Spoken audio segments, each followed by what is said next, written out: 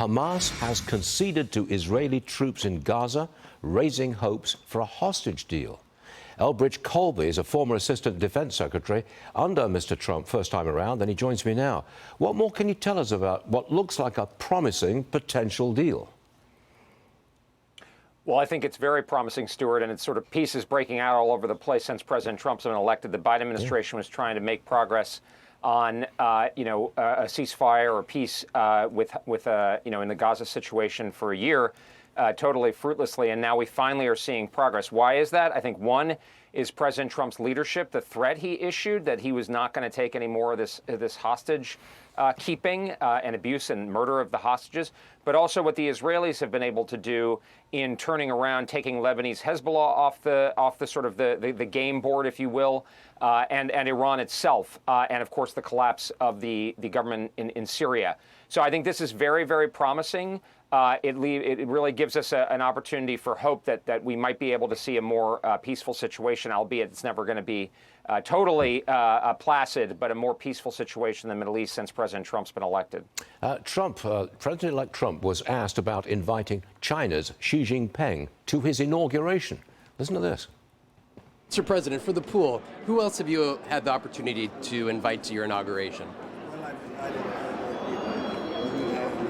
they've all accepted. Everybody I've invited has accepted. President Xi as well? Very good relationship. Thank you. What's your message to Okay.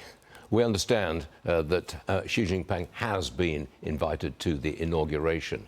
Mr. Trump did not confirm it, but he said they had a good relationship. Why would Trump invite Xi? Well, I think it's a masterstroke by President Trump if he's done it. I think it shows a lot of confidence. And as Winston Churchill once said, jaw is better than war. There's no reason not to open up a dialogue with Xi Jinping from a position of strength, which we know President Trump is willing to do and has run on. Remember that he invited Xi Jinping to Mar-a-Lago in his first term. And really focused on China in a tough and I think realistic way in his administration. But I think the bringing Xi Jinping, putting it over to him and opening up an ability to have a discussion in a period in which, as President Trump rightly says, we may be on the verge of World War III. I think that's common sense, right? I mean, the worst possible policy is kind of what we've been doing right now, where you have President Biden, taking pot shots at President Xi, in fundraisers, and meantime weakening our military position in the Pacific because he's supporting so much in Ukraine and against the Houthis and so forth. I think President Trump offers the opposite approach, which led to peace in his first term, and hopefully in his second term, albeit the situation's far more dangerous now that Joe Biden's left than what existed in 2021 that President Trump handed over to President Biden. I'm going to change the subject to those drones. I do apologize for this, Elbridge, because it might not be worthy of your attention, but it's what everybody's talking about. The Pentagon has denied reports that Iran might be launching these drones over New Jersey from a mothership off the East Coast. Just listen to what Congressman Mike Lawler said about it earlier this morning.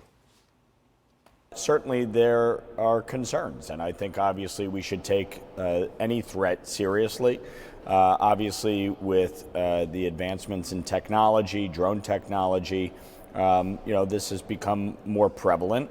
It does not always mean there's a nefarious purpose behind it, but obviously we should get to the bottom of it and find out exactly what happened. Okay, Elbridge, let's get into this. Somebody somewhere knows what those drones are doing, and that person is not saying anything.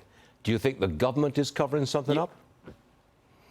Well, I hope not. First of all, I'm not so high and mighty, Stuart, so you could ask me about anything. And secondly, I'd say if there are drones that are flying over our homeland, that shit's got to be a priority for anybody who cares about our security. So this is a very serious issue. We need to put, as President Trump has indicated, we need to put defense and the security of the homeland back in a kind of America First way, back at the top of the agenda. I don't know what's going on. I think the answers provided by the administration so far have been very unsatisfactory. I mean, the fact that we don't have a clear answer is very disturbing, and I think that's something that shows we really need to get to the bottom of this. Yes, we do. Elbridge, you know what you're talking about, and we always appreciate that. Come back and see us again real soon, please. My pleasure, Stuart. Thanks a lot.